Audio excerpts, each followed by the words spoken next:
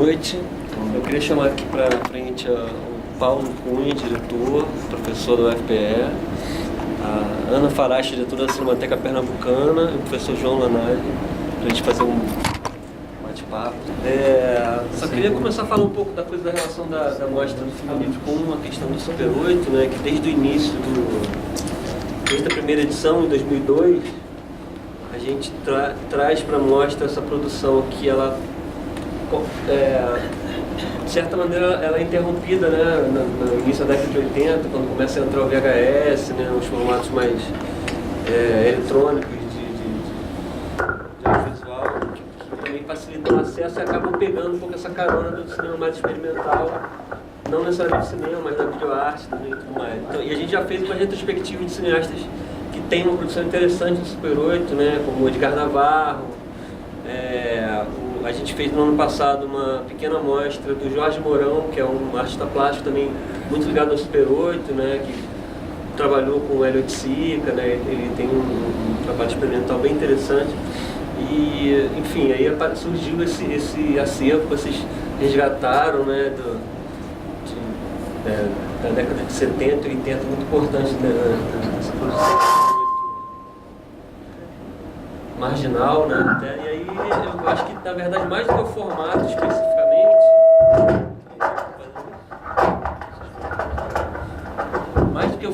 acho que o Super 8 simboliza essa coisa que a gente preza muito na mostra, que é a possibilidade de produzir com pouco recurso e liberdade criativa total, né?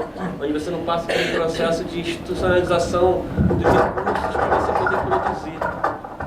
Desligar o microfone. É só o cabo que está fazendo isso. Eu esqueci, eu pode até falar sem microfone. Dá para ouvir bem, não dá? Desliga que a gente dá para falar. A gente segue daqui, né?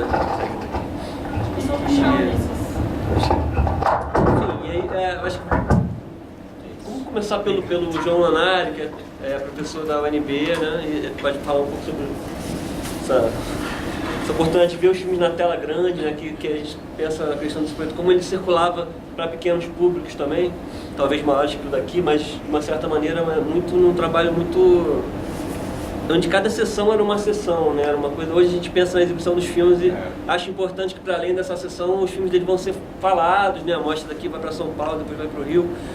E aí e tem os filmes no site da Cinemateca, então eles podem ser acessados de outras formas e através de uma divulgação de quem está aqui na sessão, de quem acompanhou a programação. Mas essas sessões dos filmes aqui, elas têm sentido de trazer de volta um pouco esse olhar do Geneton, que é do período que a gente pensava que estava tão distante, mas de uma certa maneira a gente está revendo algumas esses ciclos voltarem também, né, de um momento mais repressivo e onde cada vez mais talvez esse processo de produção menos institucional, né, onde a falta de grana e a condição mais acessível dos filmes, hoje com digital, não com 8, mas com câmeras mais baratas, vão ser o que vai trazer essa nova informação, né, esse novo filme de contestação, um filme de contracultura, vamos dizer assim. Mas enfim, eu vou passar a palavra para o João. Bom, hoje, como sou de Brasília, mas tudo bem, vamos começar, porque depois a gente ouve o pessoal de Pernambuco, que realmente... Sim, que eles podem falar. Vão ter mais coisas sérias para falar. Se puder usar o microfone que a gente está gravando, ver se ele está funcionando. Se der, não? Oi. Está um pouco alto, deixa eu ver. É o som, está mais microfone do que o... Deixa eu ver aqui. Oi.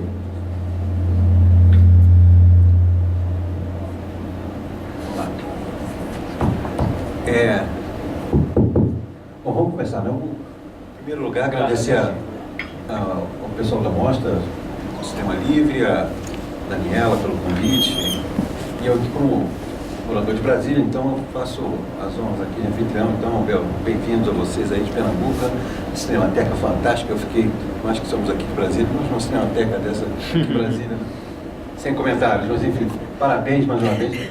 Pernambuco está sempre dando um show de cinema, a gente sabe disso, audiovisual, vocês são muito bons mesmo. Mas enfim, o Chico, deixa eu falar, eu fiquei aqui altamente ligado na história, porque eu fui super-oitista direto também, então eu fiz super-8 a vida inteira. Eu conversei por acaso com o Rubens Machado, que vocês fizeram um debate lá em São Paulo, a gente tinha... Vai acontecer. Vai acontecer? Sexta-feira. Vai acontecer. É que a gente vai pra lá. Ele...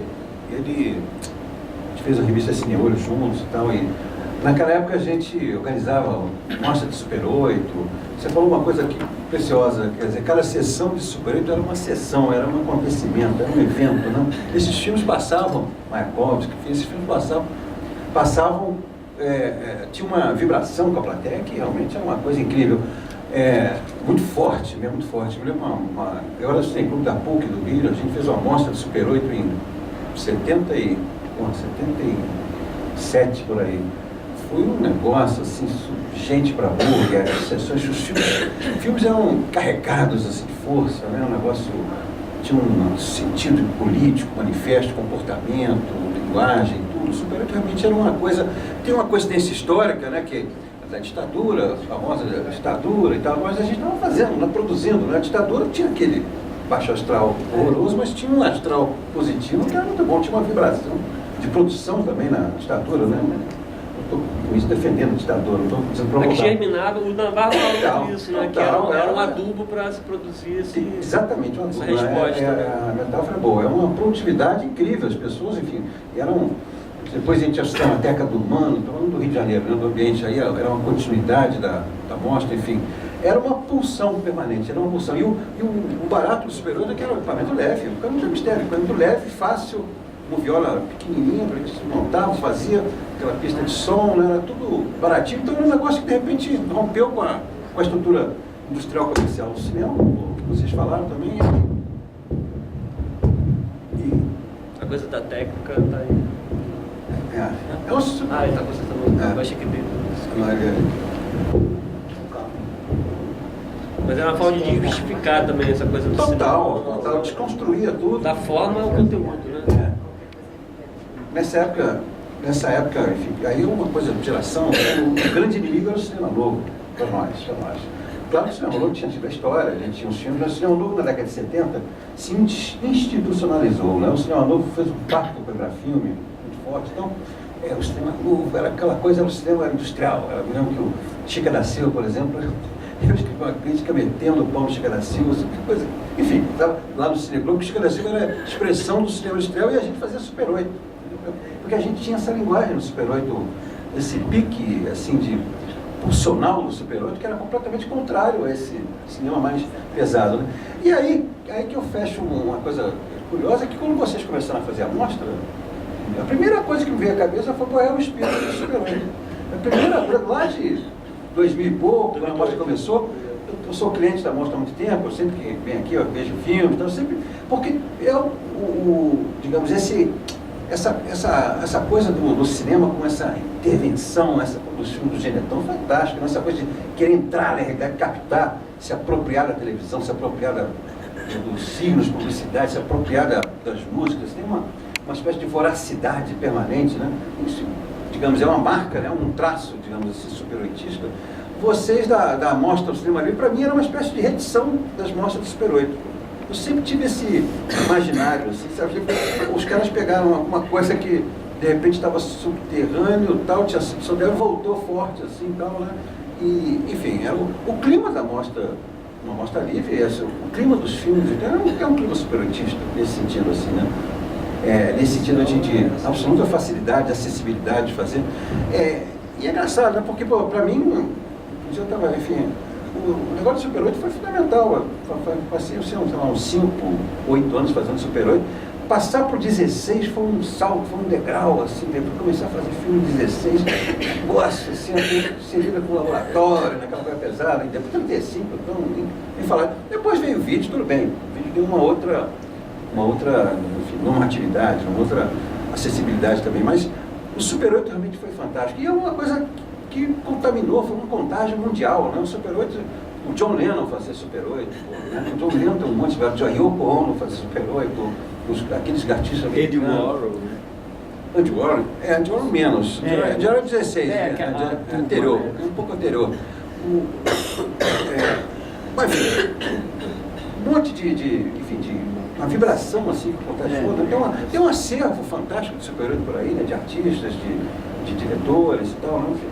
É um negócio sensacional. Eu não tinha, aí chegando ao Geneton, quer dizer, eu não tinha ideia, eu conhecia o Geneton de televisão, toda aquele, né, figura pública e tal, mas não tinha a menor ideia que ele tinha esse passado pulsional, né? Vamos dizer assim, não insistir na palavra, essa coisa assim, essa vibração, né, pô? Os filmes são um Super 8 mesmo, é isso mesmo, assim, você sente aquela coisa, tem as contemplações femininas, né? Tem as contemplações do sol, né? Do sol, apropriação do Glauber da televisão, né? Glauber era o ídolo, claro, Glauber era o cara que tinha rompido o sistema Globo. Glauber, na década de 70, essa ruptura o Glauber, para nós, estou falando uma coisa particular, privada, mas o Glauber era um sujeito que tinha, digamos assim, rompido com esse discurso industrial do cinema, então tinha mantido essa vibração anterior, sabe? Então ele apropriar o Glauber bate perfeitamente as músicas, da minha maneira de lidar com a música, né? Walter Franco, no final, enfim, é um negócio, eu fiquei super, digamos assim, impressionado e comovido, digamos assim, com essa faceta, né, do Geneton, que eu não tinha a menor ideia, né? Então e lá em Pernambuco também, agora eu fiquei pensando, quem é que de Pernambuco? Tinha aqueles festivais nacionais, mas que eram meio confusos, mas acho que tinha gente de Pernambuco, eu nem me lembro direito, né? Essas coisas que ficam atravessadas na memória, né? Enfim, é um negócio que eu acho que tem essa dimensão de memória, né? Dos filmes dele, tem uma série de traços, assim, super, né? Assim, fixos, assim, no que batia naquela época, como é que repercutia na cabeça das pessoas, os limites e tal, a maneira como ele fala da política, né? Acho que tem isso, mas tem uma vibração que essa pulsão que eu acho que atravessa o tempo mesmo, que acho que tem uma coisa, você assiste filmes, eu pelo menos assisto esses filmes assim, tem uma pulsão realmente muito forte. Então eu acho barato, acho que vocês têm que essa mostra de cinema livre, que é o espírito do Super 8 que se mantém, vocês têm que ter uma janela de Super 8 aqui permanente, porque tem muita coisa. O Rubens, que é o nosso grande arquivista do Super 8, o Rubens, enfim, vai te dar 500 mil dicas disso aí, tá? O debate de São Paulo, só vou escutar. Outro dia, só para dar uma nota pessoal, para eu pedir uma coisa, só para finalizar um pouco, você sabe que o Rubens tem um trabalho, né? Sim, do Mais Nada 70, assim, tem um filme que ele queria muito, um filme que eu fiz com o Tunga, o artista plástico Tunga. Esse filme estava perdido, porque Super 8 é isso, se perde muito fácil. Cópia única, né? Porque ele estava na casa do Arthur Omar é um cara complicado. Nós, depois de uns 3 anos de negociação, achamos o filme, não sei como, e aí foi exibido agora, mas o Rubens não pegou essa, porque o Rubens queria colocar na mostra dele, mas a gente pegou, e o filme é pura vibração também, é um filme que a gente fez em 74, não me lembro, é pura vibração também, também Super 8ista mesmo. Antônio Dias, aliás, artistas brasileiros vários, né? O Antônio Dias fez muito Super 8, muita gente.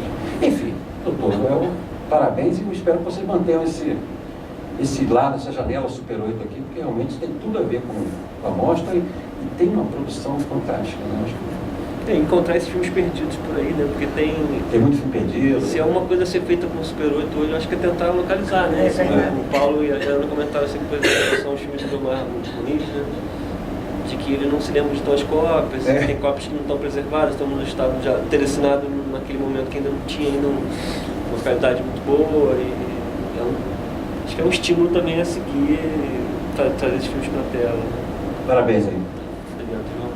Vou passar para a Ana Parache, diretora da Cinemateca Pernambucana. Boa noite, obrigada pela presença de vocês e o convite mais uma vez. A Cinemateca Pernambucana, na verdade, ela fez 1 ano agora, no dia 25 de março. Ela é ligada ao cinema da Fundação Joaquim Nabuco, do qual eu sou coordenadora. Então, a gente, juntamente eu com o Paulo, da universidade, tinha esse projeto e a gente conseguiu viabilizar a Cinemateca. E, assim, para inaugurar, a gente queria ter uma mostra, uma coisa diferente, assim, queria fazer um trabalho de resgate. E a gente tinha trabalhado, né, inclusive tem 2 filmes que são de Paulo com Geneton, eu trabalho em um filme, a gente era da Patota. É a atriz do funeral. Aquela moça jovem, bonita. Esqueci de dar esse crédito. E aí a gente era da mesma turma, jornalistas, e Geneton tinha morrido recentemente, né? Quando a gente lançou, pensou já na Cinemateca, foi uma coisa rápida, deixou a gente tudo meio sem saber como agir. E a gente queria prestar uma homenagem, foi quando Beth, a viúva dele, levou para o Recife 15 rolos de a obra completa dele na película, né? A gente conseguiu, através do MEC, a gente conseguiu grana para fazer essa digitalização. A gente levou para Los Angeles, né, para um super laboratório, e tinha uns filmes que estavam quase perdidos já, fisicamente, né, mas conseguimos preservar, estão todos digitalizados em 4K. Faltava um filme, mas que agora a gente retornou lá na casa de Beth e conseguimos achar. Agora a gente tem realmente a obra completa, são 16 filmes. Os outros já estão acessíveis no site da Cinemateca, que é cinematecapernambucana.com.br. Tem lá por filme ou por diretor. A gente sempre coloca numa qualidade mais baixa, porque para as pessoas poderem ter acesso mais facilmente, mas estão lá disponíveis para quem quiser estudar. A gente tem uma salinha de projeção na Cinemateca, que inclusive leva o nome dele, de Geneton, né? Porque Geneton sempre foi uma pessoa muito querida em Pernambuco, né? Um super jornalista e nunca parou de fazer filme, né? Ele faz um filme, o de Glauber, né? Como é o nome do... Cordilheiras. Que foi Cordilheiras, que foi passado em 2016, a gente passou até lá no cinema da Fundação. É um filme fantástico, assim, da volta de Glauber, né, que, com depoimento de diversas intelectuais, artistas, uns até arrependidos de como trataram Glauber, né? E ele nunca parou de fazer cinema, e também a gente acha assim, que, na verdade, todo o Super 8 dele, o trabalho dele é muito ligado também à poesia, porque Geneton era um poeta. Ele deixou, agora a gente está escrevendo um livro sobre a vida dele, que deve ser lançado, está previsto para ser lançado em agosto, lá em Pernambuco, e a gente teve acesso, né, porque a gente é amiga de Beth e tal. Então ele deixou assim, cadernos de poesia, sabe, vários textos. Então, alguns trabalhos desse, como Funeral, né, Paulo, que a gente viu num dos diários dele, ele amanheceu e escreveu o texto. No Funeral ele escreveu o texto do funeral e tal. E depois, eu acho, alguns meses depois, ele filmou, né? Então ele era um super oitista, mas como todos, poeta, né? E ele sempre gostou muito de escrever, então ele unia bem.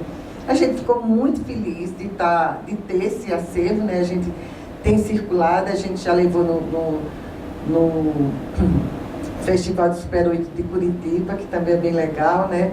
E sempre as pessoas, muita gente fica surpresa, porque não conhece esse lado, né, de Geneton, conhece as grandes reportagens, os clubes repórteres da vida, né? Mas esse lado que realmente ele era mesmo... Era dos pioneiros, foi um dos pioneiros da gente, começou muito cedo, né? E a gente fica feliz de ter, de alguma maneira, tido essa permissão da família, né? De dar pra gente, a gente leva atrás e tal, e agora, pelo menos durante um tempo, está preservado, né? Isso deixa a gente muito feliz de estar aqui passando num festival como esse, que atrai pessoas que procuram esse jeito de fazer cinema de uma maneira mais livre, né? Fala aí, professor. Então, boa noite. Bom, só para complementar, Geneton, como vocês sabem, ficou super conhecido como jornalista, sobretudo jornalista de televisão, embora ele tenha sido durante muito tempo também jornalista de impresso, né? Ele começou como jornalista de jornais impressos, e ele achava, inclusive, que ele não dava para televisão. Ele sempre escreve sobre isso, deu uma entrevista dizendo que ele era a pior pessoa do mundo para fazer televisão, porque ele era tímido, porque ele não gostava tinha uma voz muito carregada, muito pernambucana, tinha uma cara de palestino, não sei o quê, e se vestia assim, sem muita sem muita riqueza e tal, e ele achava que não daria nunca para a televisão e terminou funcionando muito bem, porque ele era um excelente entrevistador. Ele preparava muito bem as entrevistas e, apesar do sotaque, apesar da voz, apesar do nome, apesar do jeito dele, ele terminou, né, produzindo entrevistas inacreditáveis. E tinha um outro traço dele muito interessante, que era a persistência.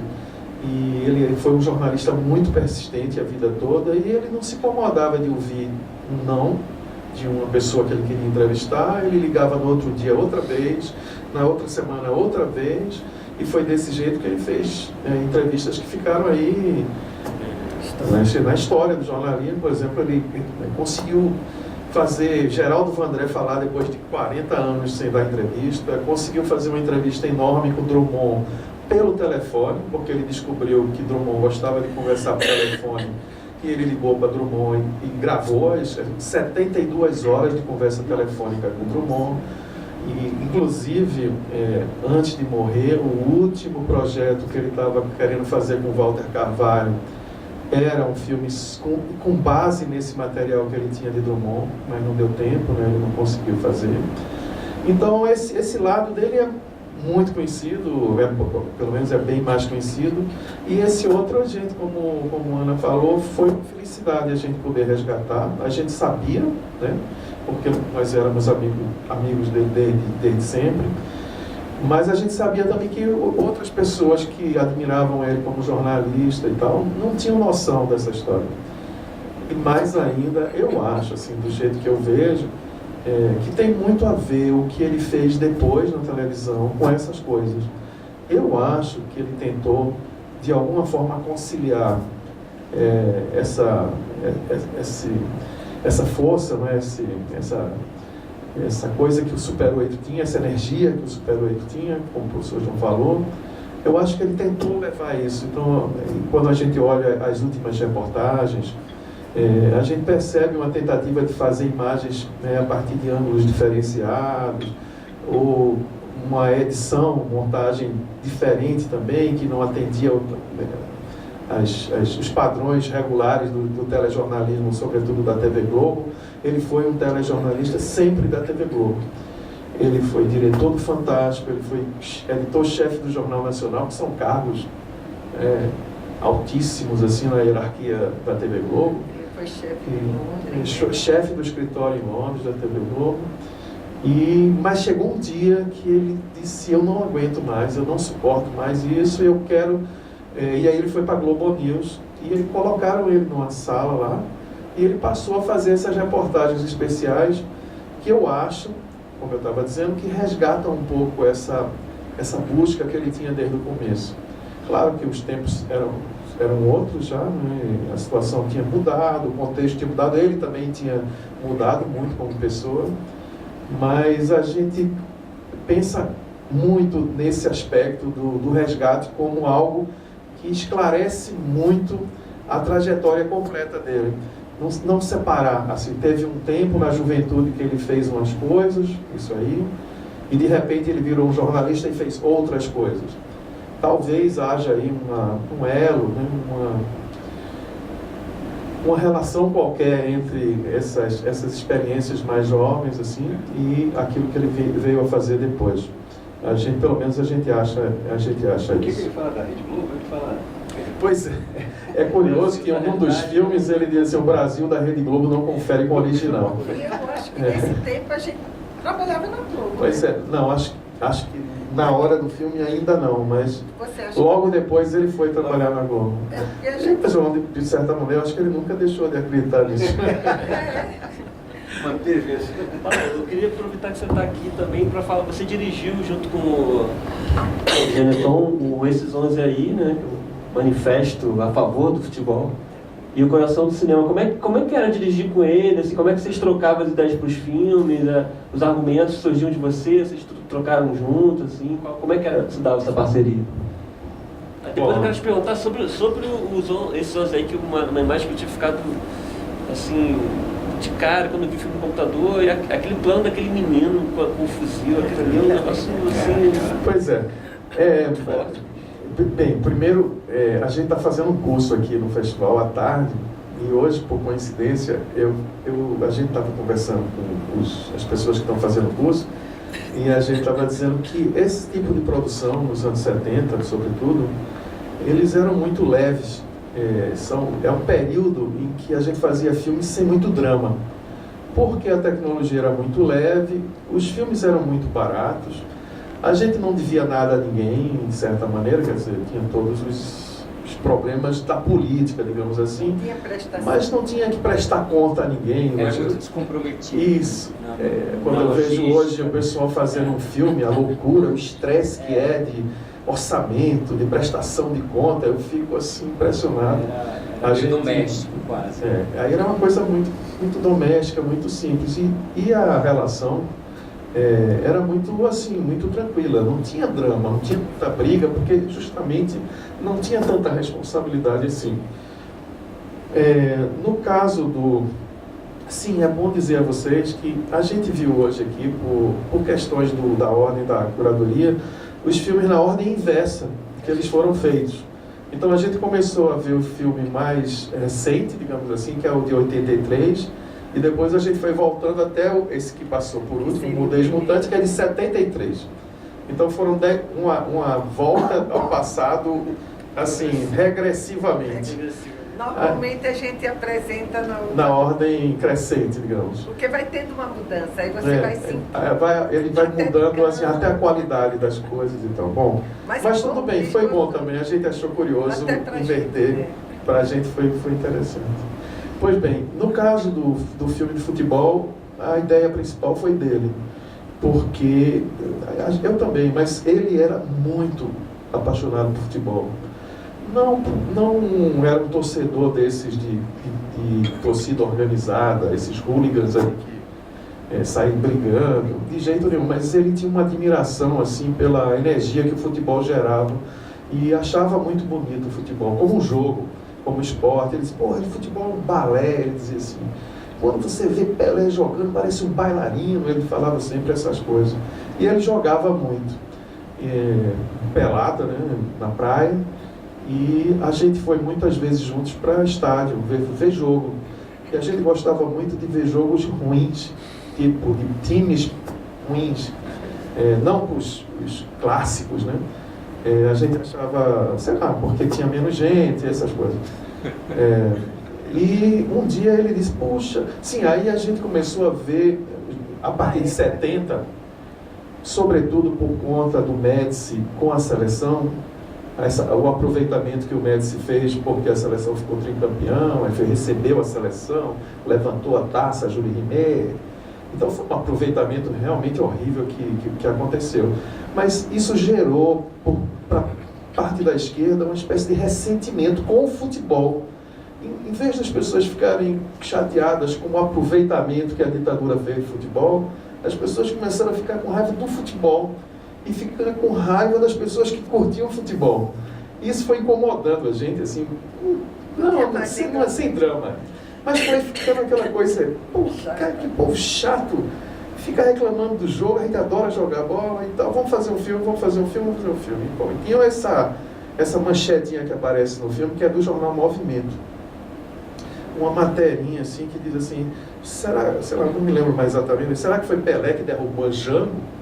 Porque ele estava de um jeito que parecia que era Pelé que foi lá e tirou Jango do sei lá. E aí, a partir dessa imagem, assim, a gente começou a montar as coisas. Ele foi para o estádio, filmou o jogo. Nós dois éramos do esporte, filmamos o jogo, o esporte levou um assunto do Santa Cruz, todas essas curiosidades. Galo, né, que é sensacional. Sim, aí a gente começou a ficar assim, o time ia lá no Recife, a gente ia no hotel.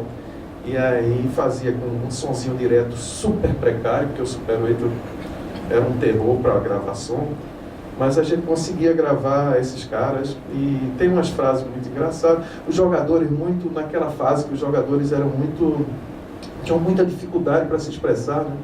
E a gente perguntava assim, mas por que você acha que o brasileiro gosta de futebol? Que é uma pergunta que ninguém faz para o jogador. Eu pergunto assim, você gostou do jogo? O gol estava impedido ou não estava? Eles perguntam isso para o jogador. Então, assim, mas por que o brasileiro gosta tanto? Eles ficavam...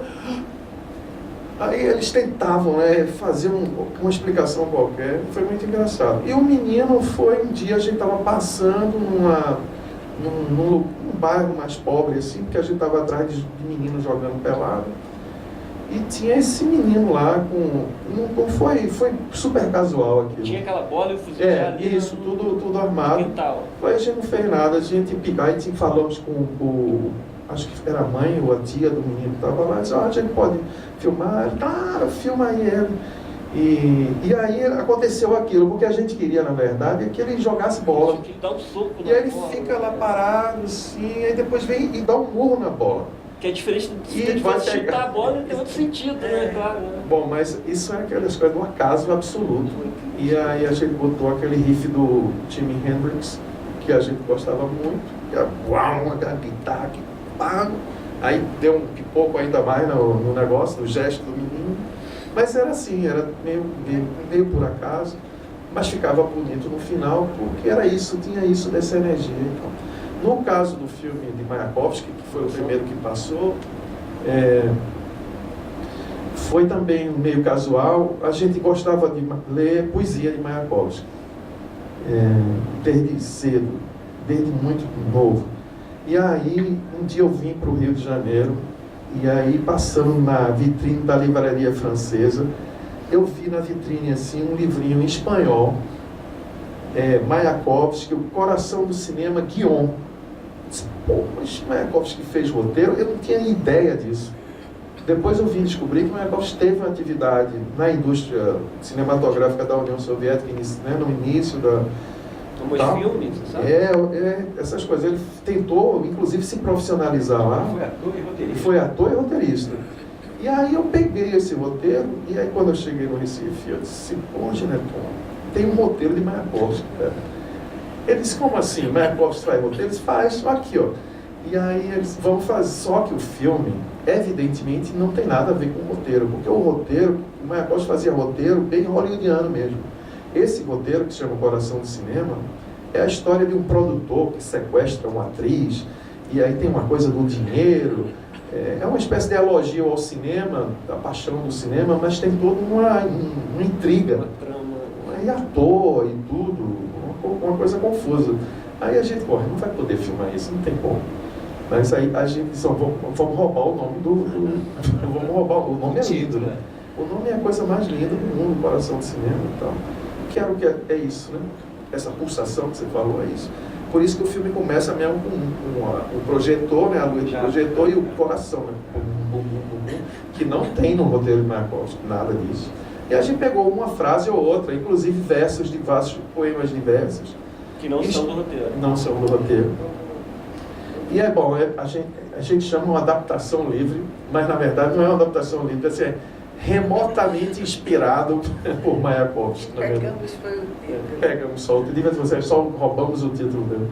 Mas a gente chamou João Mar, porque João Mar era a pessoa que um pouco mais velha do que nós, e que era muito próxima do grupo mais novo do Super 8 lá em Pernambuco, e a gente sempre estava trabalhando com ele. Ele tinha sido um cara que trabalhou com Paulo Freire, tinha sido preso, tinha sido demitido da universidade, e fazia muito Super 8 também, e a gente se aproximou muito dele. Então, vários filmes que passaram hoje, a voz que a gente escuta é a voz de João Mar, porque a gente gostava muito da voz dele. E aqui ele foi ator. E a gente disse, você vai ser Mayakovsky, no Recife, perdido aqui. O Mayakovsky enlouquecido com esse sol doido do Recife. Então. Mas para você ver, eram coisas assim, vocês devem ter percebido as músicas. A gente pegava a música do disco e tacava nos filmes e não falava com ninguém. Não dava nem o pedia crédito. Ninguém. Tanto é que a gente tem o maior problema de botar as coisas da gente no Facebook, porque o Facebook tem um negócio lá que captura, percebe filtra e tira, apaga o negócio. O YouTube também, né? O YouTube também, essas coisas. Ou seja, mas na época, assim, metia a mão mesmo, pegava, tal, aí, qualquer tipo de música, não pedia autorização a nada. filmava nos lugares sem pedir autorização também. Tem uma cena muito bonita nesse filme do Marco, acho que é aquela no farol, né? Isso. É o farol de Olinda aqui, né? A gente foi horrível levar João lá pra cima. Até porque é escada, né? É um filme mais sofisticado esse já. Então, ele foi feito em Super 8. é o último Super desse 8. período.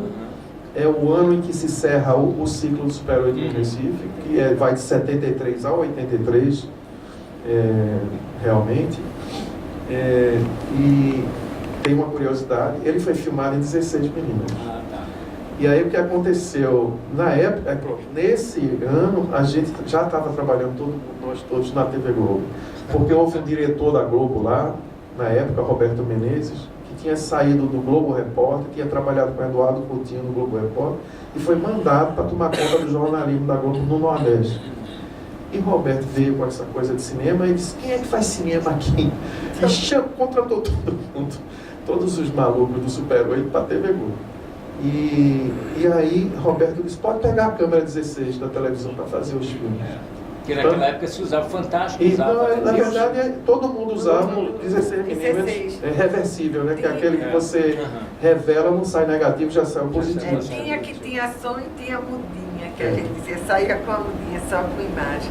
E aí, bom, a gente usou o equipamento da própria televisão para fazer esse negócio, e só que depois que a gente fez, que montou, a dificuldade para achar um projetor 16 para passar o filme. E a gente é acostumado com a facilidade do Super 8, que todo mundo tinha um projetorzinho. Aí sabe o que foi que a gente fez? A gente pegou o 16 e transformou em Super 8. E desde esse... melhor, e aí concentra, né? Ela tem essas cores mais assim. E aí pronto, aí a gente, desde esse tempo, a lata 16 ficou lá guardada.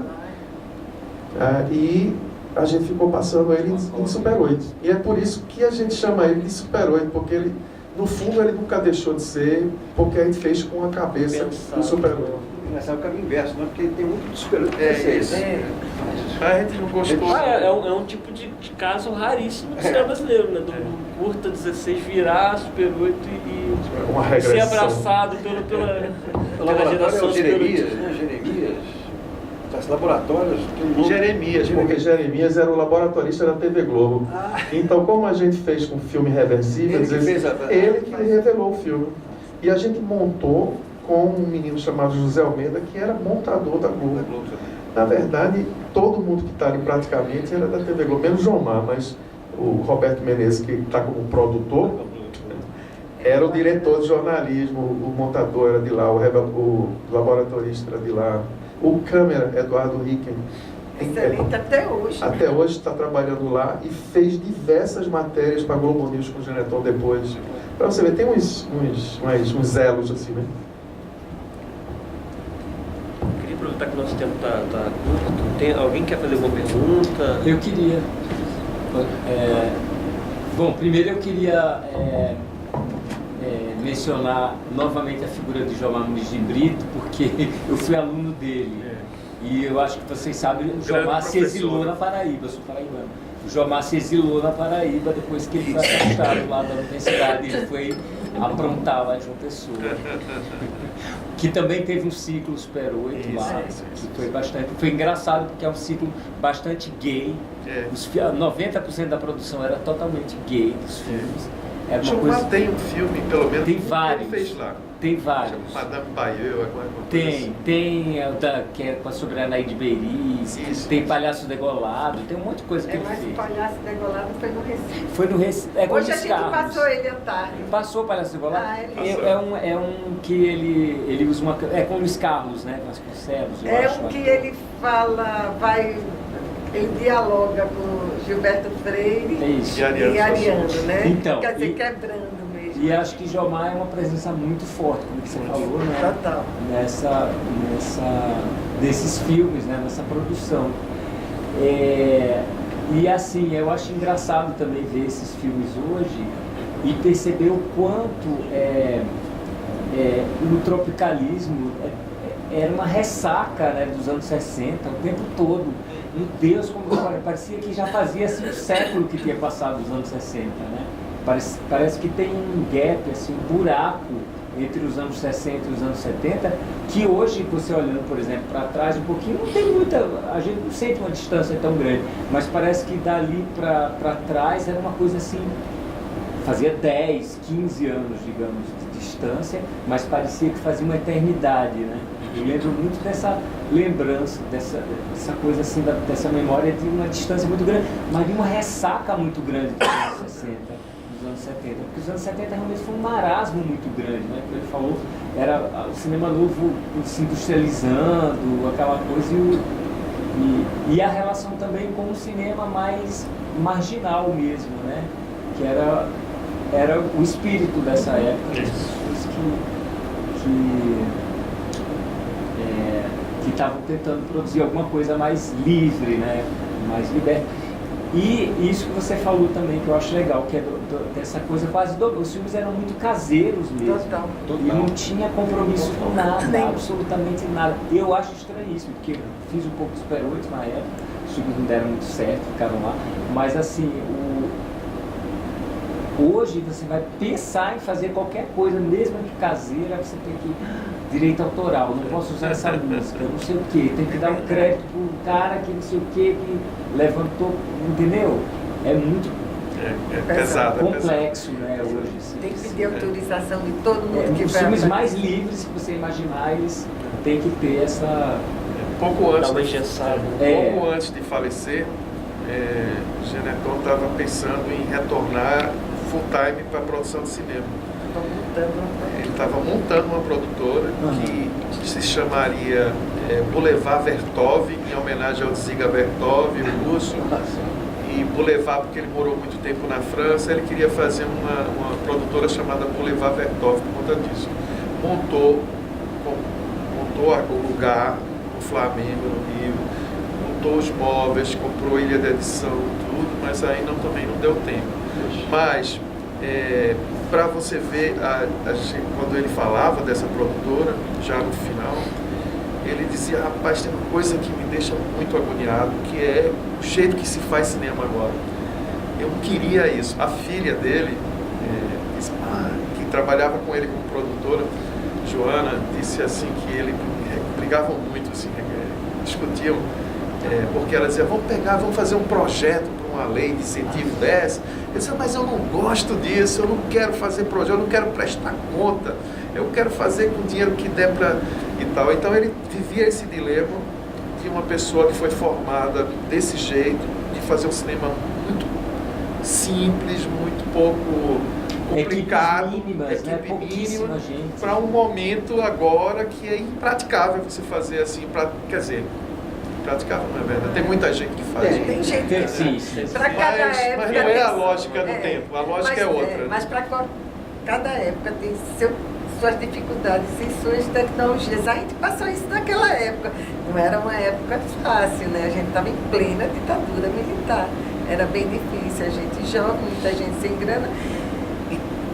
Tem que conseguir, tem que, né? Cada época tem que ter sua saída. E tem facilidades hoje em dia, por outro lado, né? A própria tecnologia do celular, quer dizer, ainda fica mais simples, né? Você edita com qualquer programa, tem umas dificuldades, mas em compensação tem as facilidades. Eu acho que o que falta mais hoje em dia é essa vontade, não se sentir a tolerância, né? E a vontade de fazer o desprendimento. Tudo hoje é muito para aparecer no Facebook, na mídia, na foto e tal. Naquele tempo a gente não tinha essa preocupação, não ia aparecer mesmo. Esse filme Funeral que eu trabalhei, eu vi uma vez, eu vi a primeira vez naquela mostra do Itaú, veja só, em 2001, que teve que foi Rubens, e ele... Vi uma vez ali, agora estou vendo sempre, eu postei meus netos e tal, a gente não via. O filme passava 1 ou 2 vezes, né? Porque não tinha onde. E depois ficou guardado, e depois ficou difícil, né? O projetor corria o risco de quebrar, né? Ninguém queria arriscar, agora não, a gente vê, tá? Eu já mandei, olha aí, guardei uma cópia para os meus netos, quer dizer, mas a gente não via, se fazia mesmo muito pelo momento, pela alegria que dava, né? E era uma libertação mesmo. Eu acho Mas eu acho que tem gente fazendo hoje em dia Sim, alguma tem, coisa claro. parecida, né? Esse pique tem. Não é? Tem, é porque a gente tá fora da... Teve uma sessão que eu fui, assim, já era uma geração um pouco, era um pouco mais jovem, mas assim, o pessoal fez um filme que chamava Era Vermelho o Seu Batom. Que eu acho que o Jomar não tá nesse filme. E esse filme foi proibido. E passaram mesmo assim, no teatro lá e tal, e a polícia entrou na sala de projeção, botou a mão assim, interrompeu. E É Super 8? era o Super 8. Mas E lá, deu uma- lá de você, na João Paraíba. Pessoa foi. Eu não lembro de Teve Super um 8 filme, proibido. a Ana fez um outro filme, participou de um outro Um filme Amin. com a Min Step, que é lá no Recife, que ela é paraibana Que também, né, aparece Grande? também aí, ele sempre era do mesmo Esse grupo, que né? fala no final do funeral com a cara bem, com o plano Aham. bem fechado, faz aquele discurso, pronto, aquele Amin, ele fazia Super 8 também, dirigia. E Ana trabalhou com ele num filme que uma vez estava passando no DCE e faltou luz. Alguém Creuzinha não é apagou. mais tua Pá! no filme, eu era Creuzinha. Então, Nunca tinha mais esse eu vi jogo. esse filme. Tenho um morro de curiosidade de ver que quando estava Esse não estão digitalizados. Os 4 ou 5 de Amin estão aí É um projeto esperando. que a gente é um projeto quer. que a gente tem, mas Outra é Jomar, né? Jomar Jomar. tem várias coisas na internet, mas tudo, a maioria em baixa qualidade demais. A gente teve recentemente com ele na casa dele, cadê os filmes? Eu não sei, deve estar indo, mas não tá. Com quem estão os filmes de Jomar? Ninguém sabe. Já tive umas pistas. O povo pega para emprestar. emprestar, Eu me encontrei há uns devolve. 2 anos, ele tá super bem. Pelo Não, menos. tá bem, Ele mas está os- bem, ele está mas bem. tirar- Mas ele está começando a ficar um pouco esquecido. Sim. Por exemplo, Mas ele é- empresta uma coisa, não me lembra mais a quem. Sim. Eu mesmo, meus livros, as coisas também, se eu não anotar, eu esqueço. Então, a Mas gente. ele já era um pouco. Sempre foi assim, né? Então, a gente está agora, a batalha, vamos ver o que é que a gente acha de Geneton para poder fazer de Jomar para poder fazer uma boa Aham. restauração. Vocês viram esse último filme que passou, O Debutante, que é o primeiro que Geneton fez, no quarto, do casal no quarto e tal. Esse foi um dos filmes que o técnico da digitalização disse, olha, se fosse mais um ano, não ia ter mais nada. antigo, né? Porque ele já estava com essas...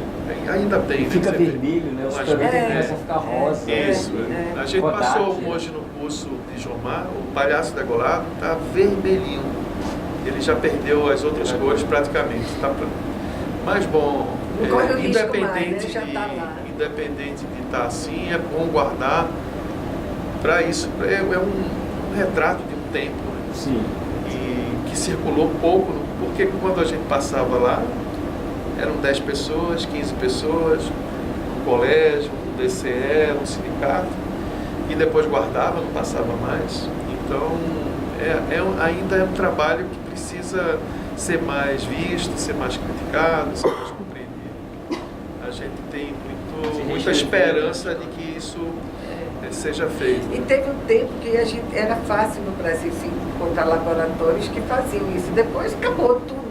Agora que parece que eu já soube que está voltando, tem em São Paulo, mas não tinha mais. Nem vinil, tá voltando. Ou você botava na parede, ou então, mas agora está retomando. Aí a gente tem que levar para fora, sempre é muito caro, né? Não é nem só, às vezes, o trabalho de fazer é passagem, hospedagem. Tem gente fazendo Super 8 agora de novo. Tem gente. Trabalhando Super 8. Tem um festival em Curitiba, né? Tem Curitiba, Culta 8. Culta Culta 8. 8. São Paulo também tem. É muito Legal, legal amanhã em esse São Paulo a gente começa uma oficina. Oficina. É. Para fazer 3 filmes. Então tá Culta 8 é voltando, bem tá legal também. Que Outra tem- perspectiva, porque agora você filma em Super 8, manda para o laboratório, mas você já recebe uma cópia em digital. Em geral, você já monta no digital. Você já não monta mais o filmezinho em película. Embora eles devolvam a película para você. Sim. O que é ótimo, é a mesma coisa que a Claro. gente faz quem... né, É um outro tempo também. Porque tinha aquela moviolazinha, né? Isso. Lá na Cinemateca a gente tem esses equipamentos lá expostos. Eu tenho uma coladeira ainda. É uma coisa... Pessoal, nosso tempo encerrou. Eu queria agradecer o Paulo Ponte. Nós que agradecemos. E vamos seguindo, né? Vamos em